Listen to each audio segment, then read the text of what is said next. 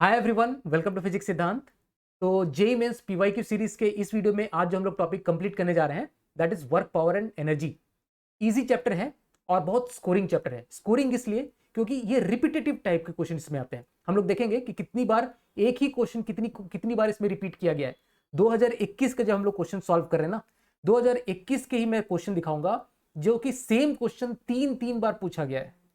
तो ये काफ़ी स्कोरिंग हो जाता है। इसमें बहुत सिंपल सिंपल कॉन्सेप्ट लगते हैं और काफ़ी स्कोरिंग हो जाता है। ये चैप्टर सिंपल कॉन्सेप्ट पे बेस्ड होता है क्वेश्चन। तो हम लोग देखते हैं इसमें कौन कौन से क्वेश्चन पूछे गए हैं। अराउंड 10 to 12 क्वेश्चन हम लोग इसके ऊपर देखेंगे। तो चलो ये स्टार्ट करते हैं। वीडियो को लाइक जरूर करना, चैनल को अगर नए हो तो चैनल को सब्सक्राइब जरूर कर लेना।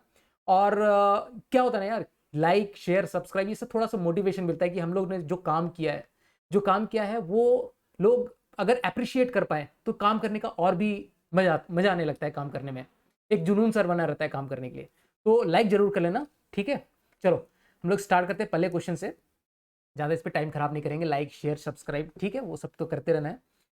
चलो पहला क्वेश्चन अगर हम लोग देखें, इसमें बोला गया है an engine is attached to a wagon through a shock absorber of length 1.5 metre. तो एक ऐसा समझो कि वैगन मतलब क्या कि पीछे तरफ का एक डब्बा, ठीक है, एक इस तरह का डब्बा है और इससे इसको कनेक्ट किया हुआ है एक थ्रू इस तरह का शॉक एब्जॉर्बर और यहाँ पर लगाया गया है इंजन। तो इस तरह का काम किया गया है। ये हमारे पास में इंजन है और इसको ले लो डब्बा, ठीक है, वैगन। इंग्लिश से इसमें घबराना नहीं है, जो भी इसमें इंग्लिश है वैगन वैगन क्या है, ठीक है, धीरे धीरे करके समझ में आ जाएगा। ये डब्बा है, इसको इंजन खींच रहा है बेसिकली। और इंजन खींच रहा है तो यहाँ पर चक्का जरूर लगा दो, ठीक है, इस तरह के चक्के लगे होंगे। और ये जो शॉक एब्जॉर्बर है इसकी जो लेंथ है दैट इज 1.5 मीटर। इसको हम लोग ले लेते हैं, this length is 1.5 metre. Very good.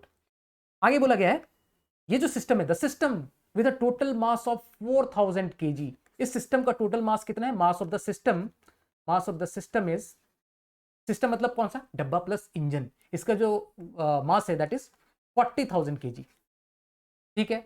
Is moving with speed of 72 kilometre per hour.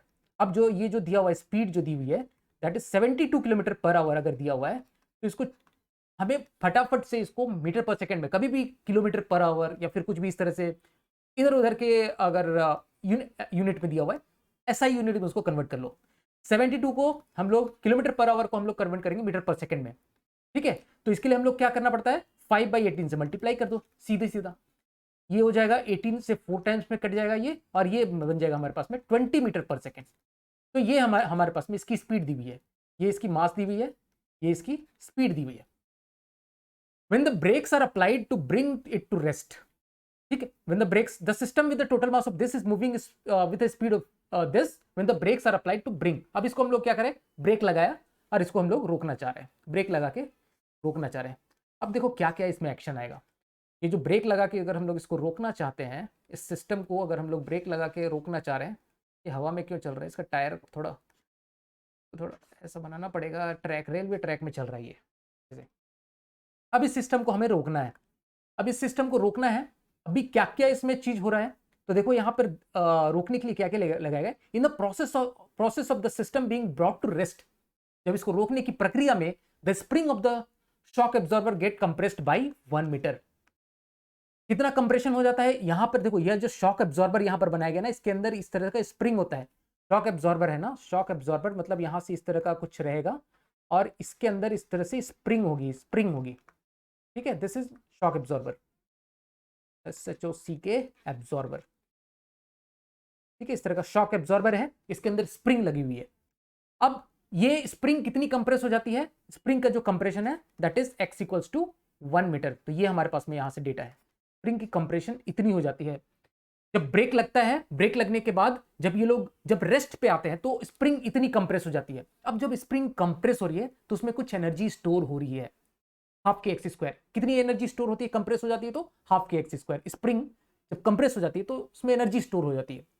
तो ये जो ब्रेक लग रहा है ना, अभी इतनी इसकी ये ब्रेक लगने से पहले इसके पास कुछ काइनेटिक एनर्जी थी, और ब्रेक जब लगा तो इसकी काइनेटिक एनर्जी का कुछ पार्ट जो है ये स्प्रिंग के पोटेंशियल एनर्जी में स्टोर हो गया, that is half K X square, ठीक है। तो यहां बोल रहा है if 90% of the energy of the wagon is lost due to friction. अब बोल रहा है कि 90% जो है वो फ्रिक्शन में लॉस हो गया।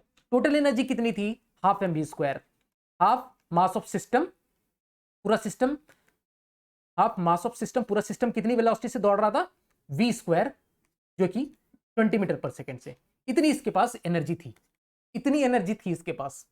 अब इस एनर्जी में से 90% फ्रिक्शन में लॉस हो गई, 90% फ्रिक्शन में लॉस हो गई। तो इतनी एनर्जी में से कुछ जो एनर्जी है वो फ्रिक्शन में लॉस हो जाएगी, ठीक है। तो वर्क डन बाय, मैं फ्रिक्शन बोल देता हूं, वर्क डन बाय फ्रिक्शन बोलना ठीक है, लॉस इन फ्रिक्शन बोल देते हैं इसको। सेम वही change in kinetic energy equals to work done by friction plus work done by जो भी स्प्रिंग है वो लिख सकते हैं। लेकिन इसको ऐसा समझो कि ये जो काइनेटिक एनर्जी है ये कहां कहां जा रही है? ये जा रही है फ्रिक्शन में लॉस होगी, loss in friction, loss in friction ऐसा लिख देता हूं मैं। और ये कहां जाएगी? ये जाएगी पोटेंशियल एनर्जी ऑफ स्प्रिंग में, ठीक है। इसको दूसरे तरीके से ऐसा भी लिख सकते थे, work done by friction plus work done by spring that is equal to change in kinetic energy. ये वही चीज है, सेम चीज को मैंने इस तरह से अप्लाई किया है, देख लो। Change in kinetic energy is what? Final minus initial. यहां पर एक नेगेटिव साइन में लगा देता, ठीक है। वर्क डन बाय फ्रिक्शन यहां पे आता तो एक नेगेटिव साइन यहां पर मैं लगा देता, वर्क डन बाय स्प्रिंग तो एक नेगेटिव साइन में लगा देता। मैंने यहां नेगेटिव नेगेटिव हटा के इसको एक अलग तरीके से तुमको समझा दिया। सेम यही चीज है, यही कहानी यही है। Work done by friction plus work done by spring is change in kinetic energy. इसको ऐसा भी समझ सकते हैं कि जो टोटल एनर्जी थी वो कुछ फ्रिक्शन में चली गई प्लस कुछ पोटेंशियल एनर्जी ऑफ स्प्रिंग में चली गई, ठीक है। इसको इस नजरिए से भी हम लोग देख सकते हैं, एक ही चीज है यार, सब एक ही बात है। हाफ मास ऑफ सिस्टम कितनी है? 40,000, 40,000 into v², v² is what? 400, 20² is 400। अब एक चीज यहां पर बोला गया है, 90% of the energy of the lost in friction, friction में 90% गई, ठीक है। तो ये जो है दिस टोटल लॉस किसमें किसमें हुआ? फ्रिक्शन प्लस स्प्रिंग में लॉस हुआ, और 90% लॉस हुआ कहां पे? फ्रिक्शन में लॉस हुआ। तो हम लोग ऐसा बोल सकते हैं क्या, this loss in friction is 90% of 90% of this, 90% of this term, ठीक है, 90% ऑफ दिस टर्म। तो इसको हम लोग काम कर सकते हैं, इसको ऐसा भी हम लोग बोल सकते हैं कि पोटेंशियल एनर्जी ऑफ स्प्रिंग कितनी आएगी, इसको ऐसा लिख लो, अलग तरीके से इसको करो, किसी भी तरीके से कर सकते हो। ये अगर 90% है, ये जो लॉस है, if this is 90% of this, तो पोटेंशियल एनर्जी स्प्रिंग में कितनी पोटेंशियल एनर्जी स्टोर होगी? 10% ऑफ दिस। 90% जा रहा है फ्रिक्शन में, 10% जा रहा है स्प्रिंग में, ठीक है। तो स्प्रिंग में कितना स्टोर हो रहा है एनर्जी? स्प्रिंग में कितनी एनर्जी स्टोर हो रही है? दूसरा पेन ले लेते हैं। स्प्रिंग में जो एनर्जी स्टोर हो रही है वो हाफ kx², इतनी एनर्जी स्टोर हो रही है, and that is what? That is 10% of this, 10% of जो इसकी इनिशियल एनर्जी थी, क्योंकि 90% फ्रिक्शन में जा रही है, फ्रिक्शन में लॉस हो रही है 90%। तो बची हुई जो 10% है इस एनर्जी की, वो पोटेंशियल एनर्जी में स्टोर हो रही होगी स्प्रिंग की। तो इसको हम लोग बोल सकते हैं this is 10% of, that is 10/100 of half mv², half into mass of system is 40,000 into velocity square that is 400, ठीक है। अब एक चीज देखो, यहां पर पूछा गया स्प्रिंग कांस्टेंट पूछा गया, x की वैल्यू यहां पे 1 दी हुई है। फाइनली ये कितना कंप्रेस होता है? 1 मीटर कंप्रेस होता है। तो x की वैल्यू अगर हम लोग यहां से पुट करें तो 1 यहां से हट जाएगा, 1² इज 1, सिंपल 1 हो गया। ये हाफ से हाफ कैंसिल आउट कर देंगे और बस इसको हमें सॉल्व कर लेना है। ये 2 जीरो से ये 2 जीरो उड़ा दो, ठीक है। तो k की वैल्यू यहां से कितनी आ जाती है? k की वैल्यू आ जाएगी 10⁻5, निकालो पहले, 1 2 3 4 5, तो 10⁻5 इंटू 4, ये बचा 4 4 जा 16, तो 16 इंटू 10⁻5, k की वैल्यू इतनी आई, ठीक है। अब k की वैल्यू इतनी आई तो हम लोग बोल सकते हैं ये जो यहां पर जो रिक्वायर्ड आंसर है दैट इज 16, तो यहां से हम लोग बोलेंगे दिस इज 16। तो इस तरह से इस क्वेश्चन को हम लोग सॉल्व कर सकते हैं। अब जो हमारे पास में नेक्स्ट क्वेश्चन है, इसमें बोला गया है a body of mass m drop from a height h।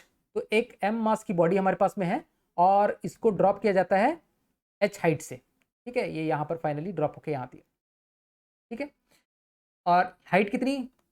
h height से ड्रॉप किया जाता है, ठीक है। आगे क्या बोलता है? Reaches the ground with speed of 0.8 root gh। यहां पर इसकी वेलोसिटी कितनी है? 0.8 रूट gh, और ड्रॉप किया गया है, दैट मींस यहां पर इसकी वेलोसिटी 0 हो जाएगी। The value of work done by air friction, बहुत ही सिंपल क्वेश्चन है। यहाँ पर वर्क डन किसकी किसकी वजह से होगा ये देखो। तो वर्क डन बाई कौन कौन यहाँ पर वर्क डन कर रहा है, वर्क डन बाई ग्रेविटी तो है ही इसके ऊपर, और बोल रहा है कि एयर फ्रिक्शन भी कंसिडर करना है, तो work done by air friction, air friction इस तरह से मैं लिख देता हूं, ठीक है। And that is equal to what, इसमें दो वर्क डन हो रहे हैं, दो फोर्स लग रहे हैं, एक तो एयर फ्रिक्शन लग रहा होगा, एक ग्रेविटी लग रहा होगा, और इस इन दोनों का work done will be equal to what, change in kinetic energy. और हमें इसमें से निकालना क्या है, work done by air friction, ये वाला टर्म हमें निकालना है, work done by air friction. तो वर्क डन बाई ग्रेविटी हम लोग पता है, work done by gravity H height अगर ड्रॉप करता है तो एच हाइट में ग्रेविटी का वर्क डन कितना होगा, mg, क्योंकि mg क्या लग रहा है, mg देखो mg नीचे की तरफ लग रहा है और डिस्प्लेसमेंट नीचे की डायरेक्शन में है, तो work done by gravity will B mgh, positive mgh, ठीक है, प्लस साइन के साथ mgh, क्योंकि फोर्स के डायरेक्शन में डिस्प्लेसमेंट है, plus work done by air friction, ये हमें निकालना है, ठीक है, that is equal to change in kinetic energy. Final kinetic energy कितनी है, हाफ mv स्क्वायर, तो हाफ mv स्क्वायर इज, इसका स्क्वायर ले लेंगे, इसका स्क्वायर, तो 0.8 का स्क्वायर इज 0.64, है ना, और GH तो एज इट इज आ जाएगा, माइनस इनिशियल काइनेटिक एनर्जी, इसको ड्रॉप किया गया था तो इनिशियली इट वाज 0।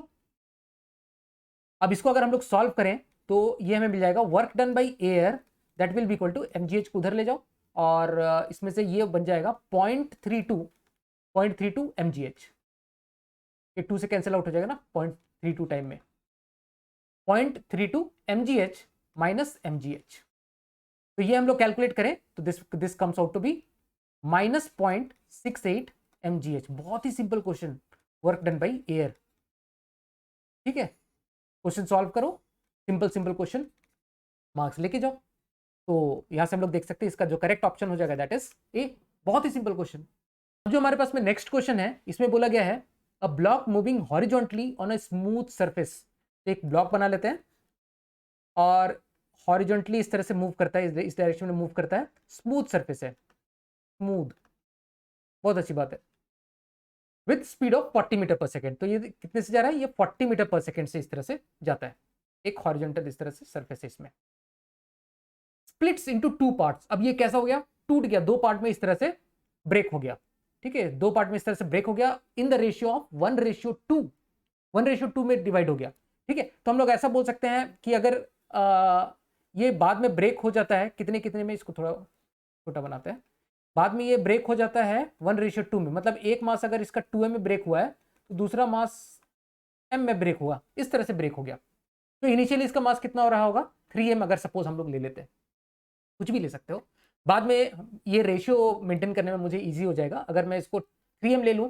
तो बाद में 2m और m 1:2 में इस तरह से डिवाइड हो गया, एक मास m है दूसरी मास 2m है, और इनिशियली इसका मास कितना हो जाएगा उस तरीके से इनिशियली इसका मास 3m हो गया, कुछ भी ले सकते हो, इसको m ले लो, बाद में इसको एक को फिर उसी रेशियो में डिवाइड कर दो, ठीक है, m लेके उसी रेशियो में डिवाइड कर दो, ऐसा भी कर सकते हो, लेकिन ऐसे में इजी पड़ेगा, तो देखो ये सब चीज थोड़ा आइडेंटिफाई करना पड़ता है, ओके, क्वेश्चन को इजी, फिर फ्रैक्शन में खेलते रहोगे, मास को फ्रैक्शन में लोगे, अगर इसका मास m लो लगे तो फिर इसके बाद रेशियो निकालने में एक का मास हो जाएगा m/2m/3 और दूसरे का फिर m/3, इस तरह से लेना पड़ेगा, तो थोड़ा रेशियो में खेलने में परेशानी होगी, ठीक है, तो इस तरह से कभी कभी आइडेंटिफाई कर लो कि क्या लेने से हमें आसान होगा, ठीक है।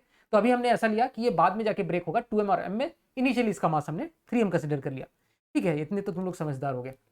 इसकी वेलोसिटी 40 मीटर पर सेकेंड थी, अब बोल रहा है कि the smaller part move with 60 metre per second, मतलब ये 60 मीटर पर सेकेंड से इस तरह से दौड़ रहा है, हम क्या बताना है, fractional change in kinetic energy, तो fractional change in kinetic energy कैसे निकालेंगे, fractional change in kinetic energy, तो वो निकालेंगे, फ्रैक्शनल चेंज जो निकालेंगे हम लोग वो ऐसे निकालेंगे, देखो हम लोग ऐसे निकालेंगे, change in kinetic energy divided by kinetic energy initial, this is the fractional change in kinetic energy, fractional change in kinetic energy. तो चेंज इन काइनेटिक एनर्जी के लिए हम लोग कैसे निकालेंगे, kinetic energy final minus kinetic energy initial divided by kinetic energy initial, तो ऐसा लिख देते हैं इस टर्म्स में, kinetic energy final minus kinetic energy initial divided by kinetic energy initial, ये बेसिकली हमें निकालना है, ओके। अभी सबका स्पीड दिया हुआ है, सबको काइनेटिक एनर्जी निकाल सकते हैं, लेकिन इस बेचारे 2m की मास की हमें स्पीड ही नहीं पता है, v ले लो, अब कुछ इसमें काम करना पड़ेगा हमें, क्या कर सकते हैं, क्या कर सकते हैं, इसमें हम लोग मोमेंटम कंजर्व कर सकते हैं, मोमेंटम, लीनियर मोमेंटम इसमें हम लोग कंजर्व कर सकते हैं। क्यों? क्योंकि हॉरिजॉन्टल डायरेक्शन में कोई फोर्स ही नहीं है, स्मूथलेस सरफेस है, कुछ भी फोर्स नहीं लग रहा हॉरिजॉन्टल डायरेक्शन में, कर दो मोमेंटम कंजर्व। इनिशियल मोमेंटम इसका कितना हो गया, मास था 3m, वेलोसिटी थी 40, बराबर फाइनल 2m मास की वेलोसिटी है v प्लस m मास की वेलोसिटी है 60, तो 60 इंटू mv, ठीक है, बराबर ये कितना हो गया, ये 1200 m हो गया, डिवाइड बराबर 2mv हो गया, प्लस 60m, अच्छा ये 60m हो गया ना, ठीक है, ये 60m हो गया, 60m होगा, ये 60m होगा, 60 इंटू एम, और ये कितना हो जाएगा 40 मीटर पर सेकेंड से, तो 120m हो गया। ये क्या गड़बड़ करता हूँ मैं कैलकुलेशन में, ठीक है, ये m सबसे हम लोग कैंसिल आउट कर सकते हैं, और हम लोग 2v की वैल्यू यहाँ से देखेंगे, दिस इज 60, तो यहाँ से v की वैल्यू आ जाएगी 30 मीटर पर सेकेंड, ठीक है, ऐसी गड़बड़ी मत करना, इस तरह के जो अभी मैंने कैलकुलेशन एरर कर रहा था वो 1200, 40 इंटू 3 1200, वाह जी वाह, क्या कैलकुलेशन है, ठीक है। अब वेलोसिटी 30 मीटर पर सेकेंड आ गई, अब हम लोग काइनेटिक एनर्जी निकाल सकते हैं। काइनेटिक एनर्जी अगर हम लोग देखें तो काइनेटिक एनर्जी फाइनल निकाल देते हैं पहले।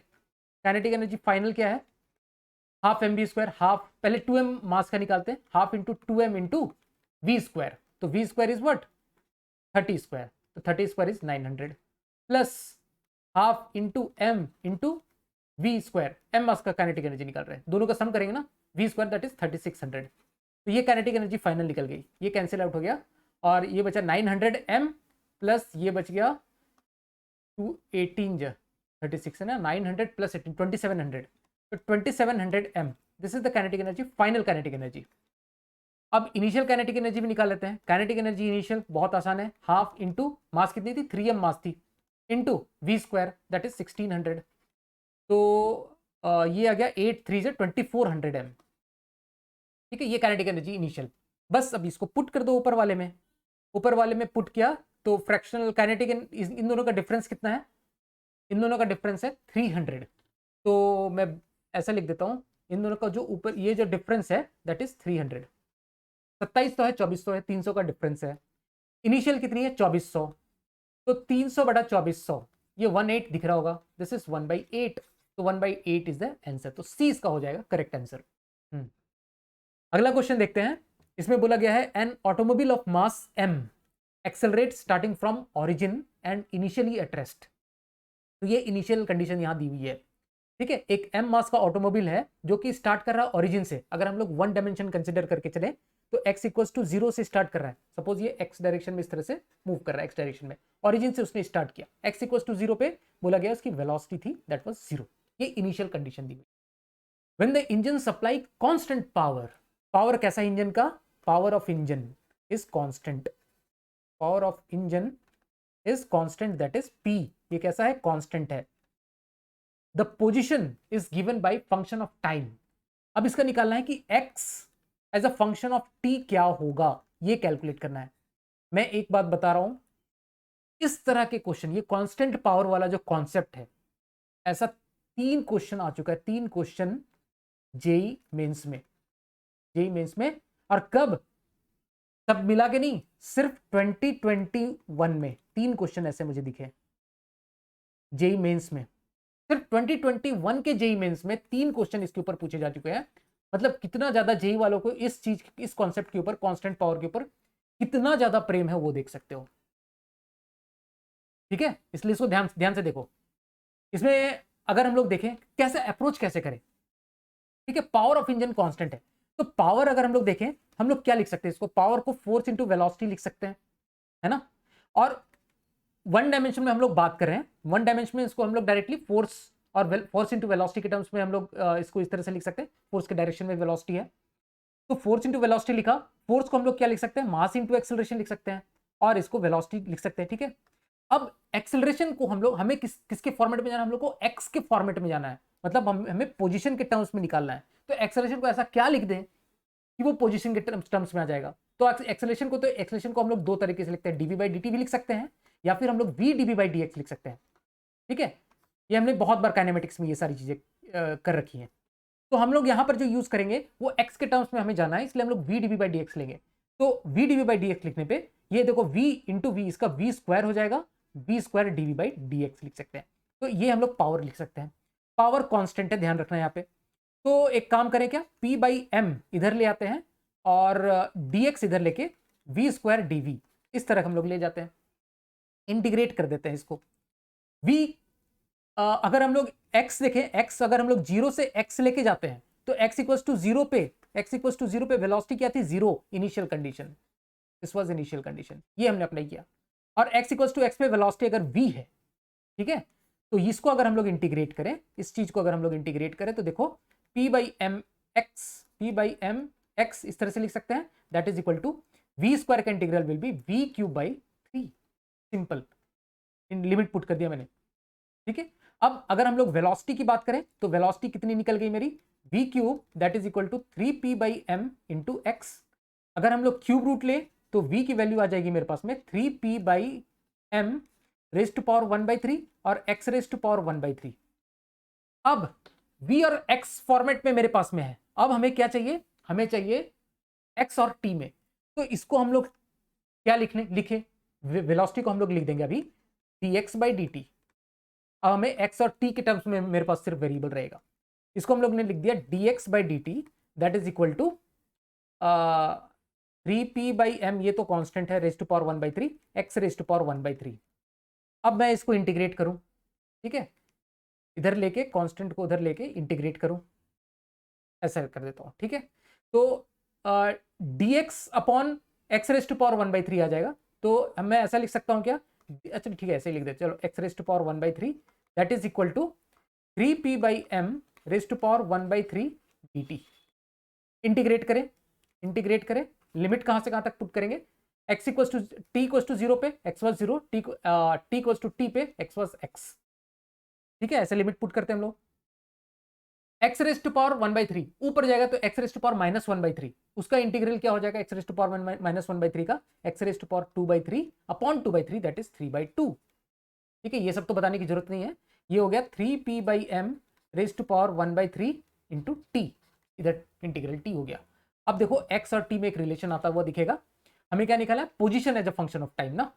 अब x रेज टू पावर 2/3 मैं लिखूंगा, देखो यहां से 2/3 of 3p by M raise to power 1/3 into T, ठीक है। अब मैं क्या कर रहा हूं, अब मैं इस दोनों साइड में क्यूब लेके मतलब पावर रेज टू पावर करूंगा, 3/2 का पावर ले लूंगा, दोनों तरफ मैं 3/2 का पावर लूंगा, ठीक है। तो कहां ले लूं मैं इसको हटा देते हैं पहले तो x रेज टू पावर 2/3 हमने इधर किया है, इसको रेज टू पावर 3/2 दोनों साइड में हम लोग ले लेते हैं। x रेज टू पावर 2/3 दोनों साइड में हमने पावर रेज कर दिया 3/2 से, ठीक है। तो 2/3 रेज टू पावर 3/2 हो गया ये, है ना, और ये बन गया 3p by M raise to power 1/3 पहले से था इंटू 3/2 ये हो गया into T raise to power 3/2। तो अब हमें यहाँ तो दिख रहा है कि ये वाला जो चीज़ है ये x बन गया, और इसका हम लोग करते हैं, काम करते हैं, इसको 2 रेज टू पावर 3 करें तो ये 8 बन जाएगा, divided by 3 raise to power 3 करते हैं तो ये 8/27 रेज टू पावर 1/2 हो गया, ठीक है। उसी तरह से ये देखो ये कैंसिल आउट हो जाएगा, ये बन जाएगा 3p by M raise to power 1/2 और t रेज टू पावर 3/2। अब अगर हम लोग इन दोनों को क्लब करें, पावर सेम है तो मैं अंदर इसको मल्टीप्लाई कर सकता हूं ना, तो 8/27 into 3p by M whole raise to power 1/2 t raise to power 3/2, ये x की वैल्यू आ गई। तो यहां से देख सकते 3 9 27 इस तरह से आ जाएगा, और ऊपर में मेरे पास बचेगा 8p बाई 9m और t रेज टू पावर 3/2, ठीक है। 8p by 9m whole raise to power 1/2 और t रेज टू पावर 3/2। तो यहां से हम लोग देख सकते हैं डी इसका करेक्ट ऑप्शन हो जाएगा। तो इस तरह से इस क्वेश्चन को हम लोग सॉल्व कर सकते हैं। अगला क्वेश्चन है हमारे पास में, given below is the plot of a potential energy function ux for a system. तो पोटेंशियल एनर्जी का हमारे पास में एक प्लॉट नीचे में दिया हुआ है, ux versus x, potential energy as a function of x, in which a particle is in one dimensional motion, एक ही डायमेंशन में मोशन कर रहा है, ठीक है, x डायरेक्शन में इस तरह से मोशन कर रहा है। While conservative force acts on it, particle पे एक ही फोर्स लग रही है, दैट इज एफेक्ट्स, और वो किस तरह की नेचर की है, कंजर्वेटिव नेचर। बहुत सारी इंफॉर्मेशन यहीं पे दे दिया, कंजर्वेटिव फोर्स के एक्शन में ही, under the influence of conservative force ही वो मूव कर रहा है। और उसकी पोटेंशियल एनर्जी का फंक्शन दिया हुआ है। यहां से एक चीज हम लोग बहुत इंपॉर्टेंट चीज एक्सट्रैक्ट कर सकते हैं कि अगर सिर्फ कंजर्वेटिव फोर्स के इन्फ्लुएंस में है पार्टिकल, दैट मींस इसकी मैकेनिकल एनर्जी कंजर्व्ड रहेगी। ठीक है, ई मैकेनिकल विल बी कांस्टेंट, या फिर हम लोग बोल सकते हैं कि mechanical energy will be conserved. सारी की सारी इंफॉर्मेशन यहीं से हमें मिल गई। Suppose E mechanical is 8 joule, तो अगर ई मैकेनिकल की वैल्यू 8 जूल है तो वो हमेशा 8 जूल ही रहेगी। ठीक है, हमेशा 8 जूल ही रहेगी। The incorrect statement for this is what, देखो पहले में बोला गया है at X greater than x4, at X greater than x4, इसके लिए ये पार्ट के लिए x ग्रेटर देन x4 इधर के लिए क्या बोला गया है, kinetic energy is constant throughout the region. तो kinetic energy is constant throughout the region, क्या ये सही है? हाँ बिल्कुल सही है, क्योंकि देखो यहां पे इस जगह पे पोटेंशियल एनर्जी कितनी है 6, इस जगह पे पोटेंशियल एनर्जी, यहां से इधर हर जगह पे पोटेंशियल एनर्जी कितनी है 6, और टोटल मैकेनिकल एनर्जी अगर 8 है तो यहाँ पे काइनेटिक एनर्जी किधर कितनी होगी 2। क्या ये कांस्टेंट है? Yes, x greater than x4 के लिए kinetic energy will be 2, potential energy क्योंकि पोटेंशियल एनर्जी 6 है और टोटल सम 8 होना है। तो पहली बात तो सही है। यहां पर क्या पूछा गया है? Incorrect incorrect incorrect. सेकेंड में बोला गया है x less than x1, x less than x1 मतलब इसके लिए x less than x1 kinetic energy is smallest and the particle is moving at the slowest speed. तो देख लेते हैं यहाँ पे पोटेंशियल एनर्जी कितनी है 8, पोटेंशियल एनर्जी 8 है यहां से यहां तक के लिए x लेस देन x1 के लिए। अगर पोटेंशियल एनर्जी 8 है तो काइनेटिक एनर्जी 0 हो गई, क्योंकि दोनों का सम 8 होना चाहिए। काइनेटिक एनर्जी 0 होने पर स्मॉलेस्ट तो है ये वैल्यू, लेकिन क्या पार्टिकल मूव करेगा moving at the slowest speed? No, particle will not move, particle will not move, this is incorrect, particle will not move. तो ये इनकरेक्ट है, दैट मींस ये इसका करेक्ट ऑप्शन हो जाता है, this is the correct option. बाकी भी देख लेते हैं। At x equals to x2, at x equals to x2 देखो यहाँ पे क्या है, पोटेंशियल एनर्जी 0 है, kinetic energy is greatest, correct, क्योंकि काइनेटिक एनर्जी यहाँ पर कितना है 8 joule and the particle is moving with the fastest speed. सही बात है, क्योंकि यहाँ पोटेंशियल एनर्जी 0 है, काइनेटिक एनर्जी 8 जूल है जो कि मैक्सिमम हो सकता है यहाँ पे। ओके, तो C is also correct. D में बोला गया है at x equals to x3 kinetic energy is 4 joule. At x equals to x3 में देख सकते हैं यहाँ पर पोटेंशियल एनर्जी कितना है, पोटेंशियल एनर्जी यहाँ पे 4 है, पोटेंशियल एनर्जी यहाँ पे 4 है, तो काइनेटिक एनर्जी सही बात है यहाँ पे भी 4 जूल होना पड़ेगा, तभी दोनों का सम 8 जूल है। मैकेनिकल एनर्जी इज कंजर्व, क्यों? क्योंकि ये under the influence of conservative force he move कर रहा है। तो कॉन्सेप्चुअल क्वेश्चन है, कंजर्वेटिव फोर्स के अंडर में mechanical energy total that will B conserved. तो इस तरह से इस क्वेश्चन को हम लोग सॉल्व कर सकते हैं। B is the correct option for this question. अब जो हमारे पास में नेक्स्ट क्वेश्चन है, इसमें बोला गया है a potter lifts a heavy suitcase of mass 80 kg। तो यहाँ पे ये जो पॉटर है ना, ये हैरी पॉटर नहीं है, हैरी पॉटर नहीं उठा रहा है मास को। पॉटर का मतलब होता है वो कुली जो होते हैं ना, कुली रेलवे स्टेशन में देखोगे कुली, वो उठा रहा है, हैरी पॉटर नहीं भाई, वो कंफ्यूज नहीं होना है। हैरी पॉटर भी मान लो यार, क्या फर्क पड़ता है, हैरी पॉटर भी सामान उठा लेगा। तो यहाँ पर बोला गया है a Potter lifts a heavy suitcase of mass 80 kg and at the destination lowers it down by a distance of 80 centimeter। तो सबसे पहले हैरी पॉटर बना लेते हैं। चलो तुम हैरी पॉटर ही ले लो भाई, क्या दिक्कत है, ये हैरी पॉटर है तुम्हारा, ठीक है। और ये इस तरह से सूटकेस पकड़ा हुआ है, ठीक है, ऐसा लग रहा है इसने टोपी पहन रखा है भाई, इसकी आंखें ऐसे ऐसे, ठीक है, अब समझ में आ रहा। थोड़ा हाथ अच्छे से बना देते हैं भाई। चलो चलो हैरी पॉटर, हाथ अच्छा नहीं बन पा रहा है हैरी पॉटर का, ठीक है। ये हैरी पॉटर है, इसने ये सूटकेस पकड़ा हुआ है, ठीक है। और ये क्या करता है, lifts a heavy suitcase of mass 80 kg, 80 kg का सूटकेस पकड़ा हुआ है भाई, and at the destination lowers it by a distance of 80 centimetre with a constant velocity. और ये जहां पर डेस्टिनेशन में पहुंचता है, डेस्टिनेशन पहुंचने के बाद इसको 80 सेंटीमीटर ये नीचे उतारता है, 80 सेंटीमीटर उतार के ये ऐसा रख देता है, ठीक है। लेकिन जब उतार रहा होता है, जब ये उतार रहा होता है तो वो कैसा उतार रहा होता है, एक कांस्टेंट वेलोसिटी से उतार रहा होता है, कांस्टेंट वेलोसिटी से। इसका क्या सिग्निफिकेंस है वो हम लोग देखते हैं। बोला गया है कि calculate the work done by Potter in lowering the suitcase. Harry Potter के द्वारा कितना वर्क डन हुआ वो निकालना है, लोअरिंग। जब ये लोअर करता है इसको, यहां से सूटकेस को यहां से उठा के यहां पे रखता है तब। तो देखो ये जब सूटकेस उतार रहा होगा तो कौन कौन इसमें वर्क डन कर रहा होगा, work done by gravity plus work done by Harry Potter, pulley है भाई, ठीक है, work done by Potter that is equal to change in kinetic energy. ये हमारा प्यारा सा इक्वेशन है। अब वर्क डन, ये change in kinetic energy constant velocity दिया हुआ है, दैट मींस यहां पे इसको 1 मान ले, पोजीशन 2, दोनों पोजीशन पे इसकी काइनेटिक एनर्जी सेम है। फाइनल काइनेटिक एनर्जी बराबर इनिशियल काइनेटिक एनर्जी है, that means change in kinetic energy is 0, ठीक है, जितनी इनिशियल काइनेटिक एनर्जी फाइनल उतनी kinetic energy, change in kinetic is 0। यही इसका सिग्निफिकेंस था कांस्टेंट वेलोसिटी से बोलने का मतलब। तो work done by gravity is minus work done by Potter, okay, तो work done by gravity is minus, अब हमें वर्क डन बाय पॉटर निकलना है, that is minus times of work done by gravity, minus times of. अब देखो gravity का work done इसमें क्या होगा, पॉजिटिव हो गया या नेगेटिव, तो ग्रेविटी इस पे फोर्स लगा रही है mg नीचे, और ये डिस्प्लेसमेंट इस ब्लॉक का कैसा हो रहा है, नीचे, तो वर्क डन बाय ग्रेविटी कैसा होगा, work done by gravity will be positive. Work done by gravity positive, तो work done by Potter will be negative. तो या तो ऑप्शन ए सही होगा या ऑप्शन बी सही होगा, सी और डी तो होगा नहीं, ओके।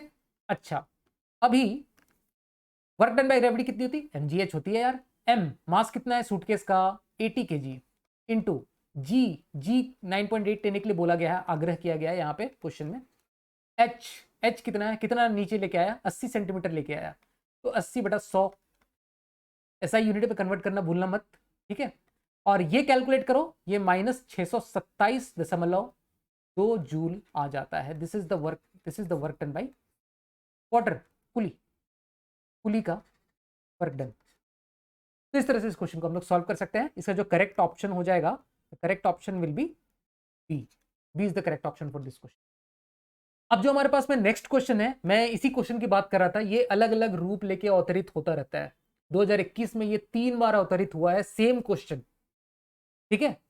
और एक तो हमने ऑलरेडी देखा जिसको हमने सॉल्व किया, उसमें हमने देखा था t⁻3/2 आया, कांस्टेंट पावर वाला जो केस था। इसको भी हम लोग कर लेंगे एक और फटाफट।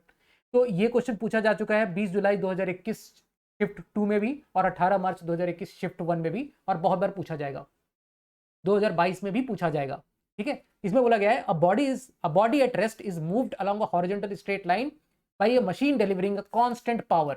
एक कांस्टेंट पावर डिलीवर करा एक machine. The distance moved by the body is in time is proportional to, by the body in time t is proportional to x as a function of t हमें पूछ रहा है, इसका proportionality पूछ रहा है। x जो रहेगा वो x और t का एक प्रोपोर्शनल हमें पूछ रहा है, x t के साथ किस तरह से वेरी करेगा, ठीक है। तो हमने ऑलरेडी देखा कि हम लोगों ने क्या बोला, power that is equal to mass into velocity, power is equal to force into velocity, हमने देखा था। और प्रोपोर्शनलिटी मुझे बस बताना है, तो प्रोपोर्शनलिटी बताना है तो हम लोग बहुत इजीली बोल सकते हैं। देखो पावर, इसको हमने क्या किया था, फोर्स को हमने लिखा था m इंटू ए इंटू इसको वेलोसिटी को एज इट इज, एक्सेलरेशन को हमने लिखा था v dv/dx इंटू v हो गया, that is equals to mv² into dv/dx, that is the power. और यहाँ से हम लोग बोल सकते हैं ये p/m into dx that is equal to v² dv। Body at rest, initially body कैसी थी, रेस्ट पे थी, सब कंडीशन यहां से हम लोग लगा देंगे। At x equals to 0 velocity of the body was 0, at x equals to x velocity was v, ठीक है। तो ये आ जाएगा p/m into x that is equal to v³/3। और यहां से हम लोग बोलेंगे अगेन में वही 3p/m x that is equal to v³।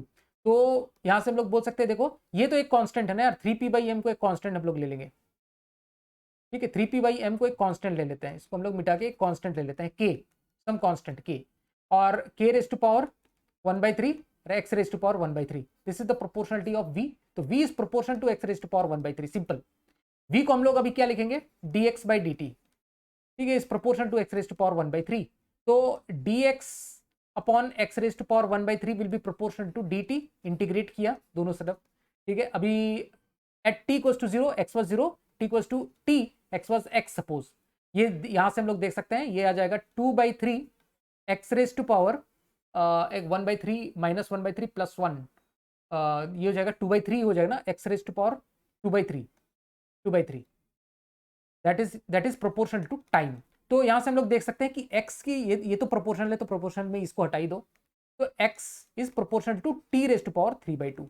तो ये बार बार यही क्वेश्चन पूछा जाता है, कांस्टेंट पावर वाला जो क्वेश्चन है ना, ये बार बार पूछा जाता है, तो बार बार इतनी डेराइव करने की जरूरत नहीं है। तो यहाँ से हम लोग देख सकते हैं जो करेक्ट ऑप्शन हो जाएगा दैट इज ए।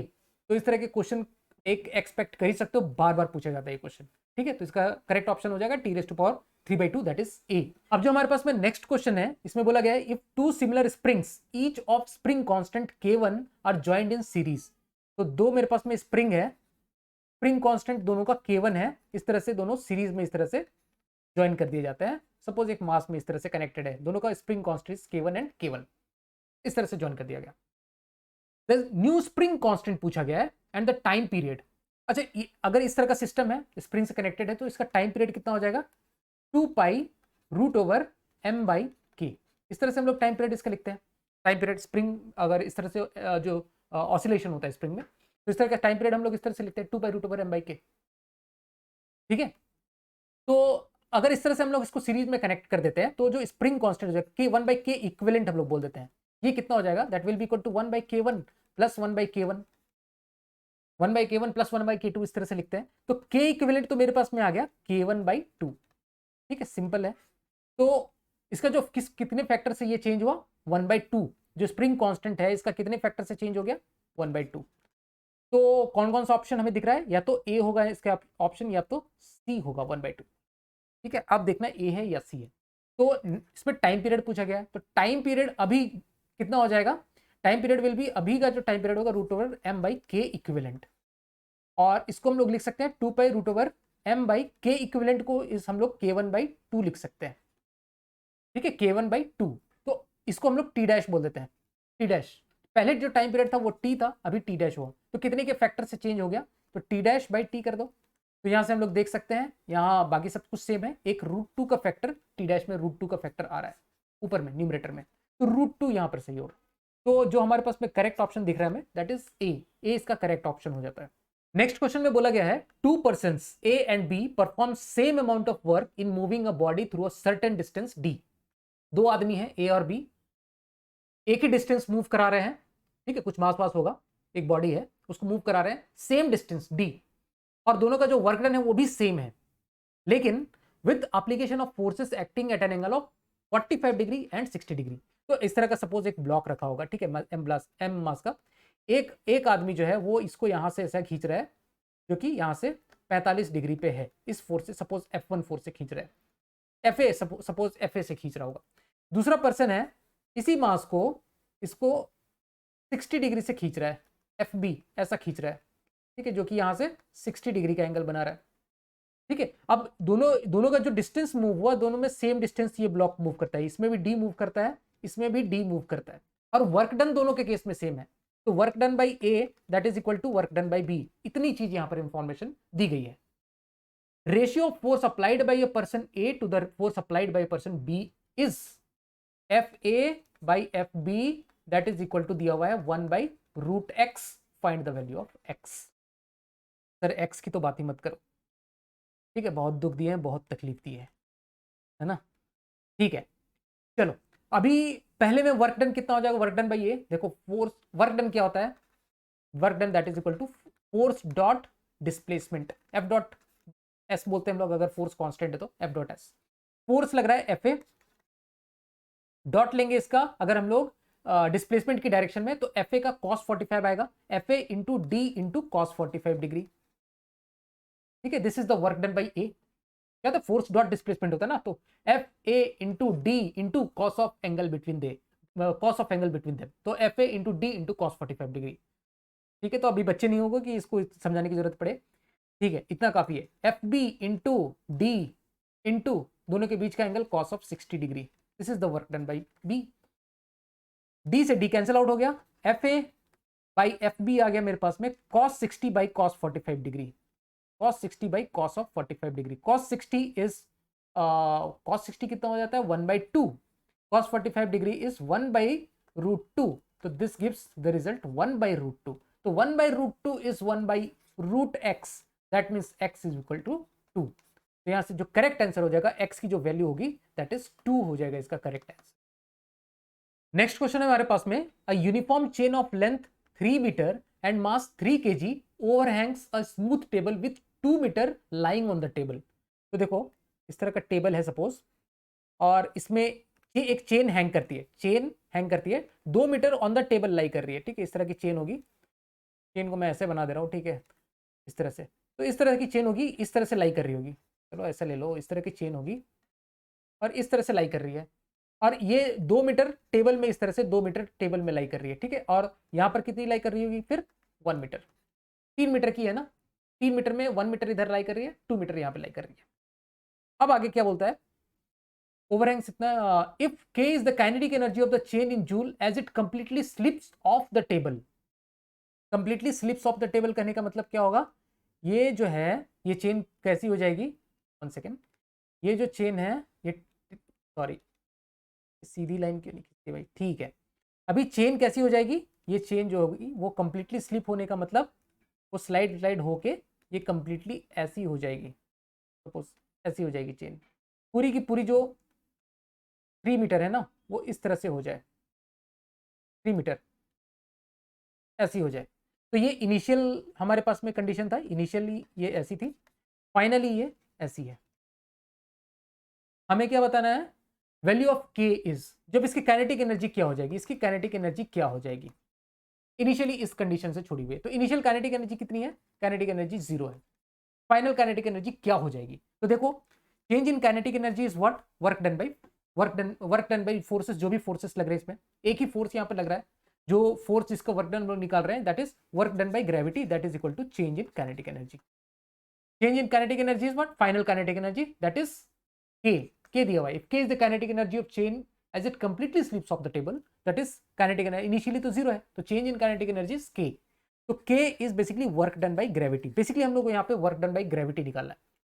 अब देखो ग्रेविटी का वर्क डन निकालने के लिए एक काम करेंगे हम लोग, ये देखते हैं कि ये जो चीज है इसका पोटेंशियल एनर्जी में कितना चेंज आया।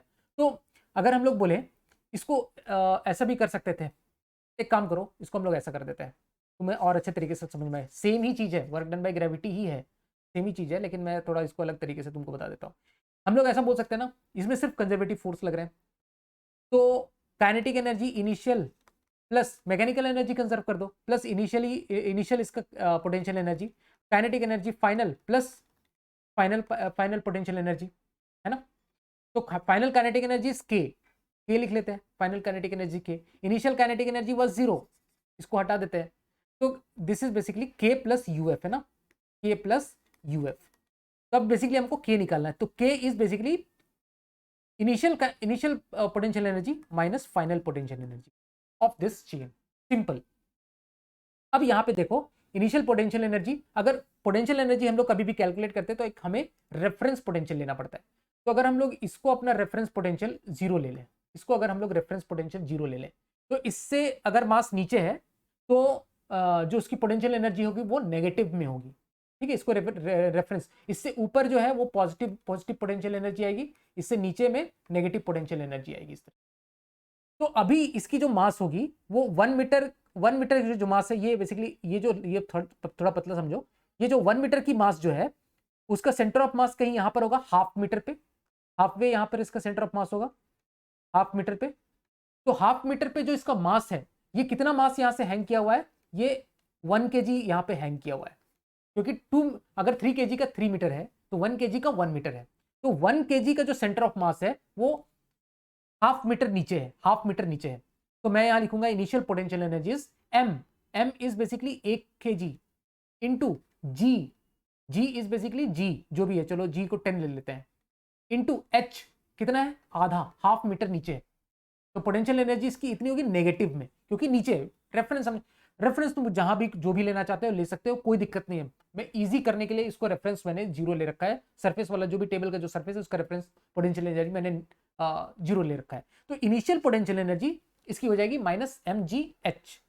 तो m कहां पे होगा, ये सेंटर ऑफ मास जहां पे लोकेटेड है वो आधा डिस्टेंस पे लोकेटेड है, और कितना हैंग किया हुआ है, 1 kg का हैंग है, क्योंकि ये टोटल 3 kg का ना, 3 kg 3 मीटर है, तो यहाँ पर 1 मीटर में 1 kg हैंग किया हुआ ना, 1 मीटर मतलब 1 kg हैंग है, हैंगिंग कंडीशन में ये है, minus final potential energy. Final potential energy इसकी कितनी होगी, फाइनल पोटेंशियल एनर्जी देखो यहां से जो इसका सेंटर ऑफ मास है वो यहां पे होगा कहीं कितने डिस्टेंस पे, 1.5 मीटर पे, टोटल 3 मीटर है, तो यहाँ पे सेंटर ऑफ मास यहाँ पे होगा, 1.5 मीटर पे।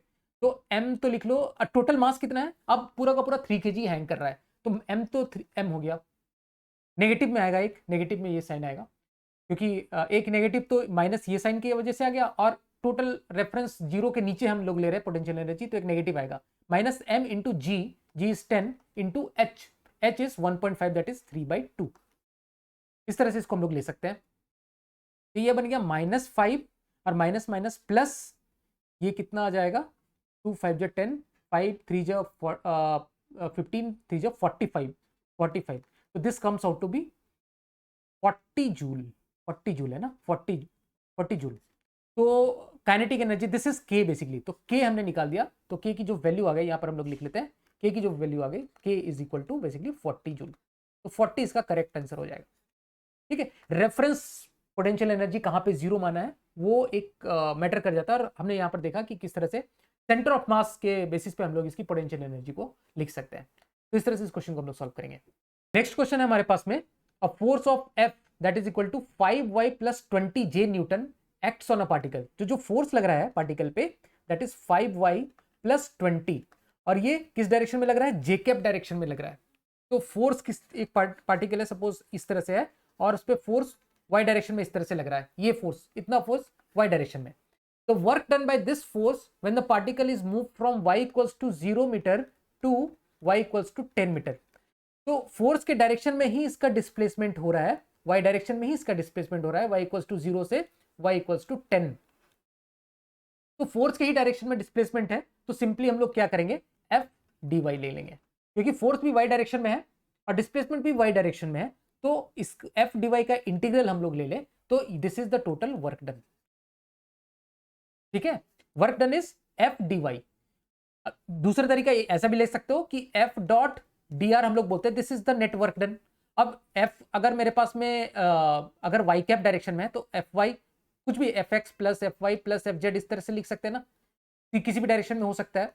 ऐसा देखो, ऐसा लिख देंगे, F को हम लोग लिख सकते हैं Fx i cap + Fy j cap + Fz k cap, इस तरीके से लिख के डॉट लेंगे इसका हम लोग किसमें, dx i cap, dr vector को मैं लिख रहा हूँ dy j cap + dz k cap, इस फॉर्मेट पे भी ले सकते हैं। और देखो इसमें क्या आ जाएगा, Fx dx + Fy dy + Fz dz, इसका इंटीग्रल।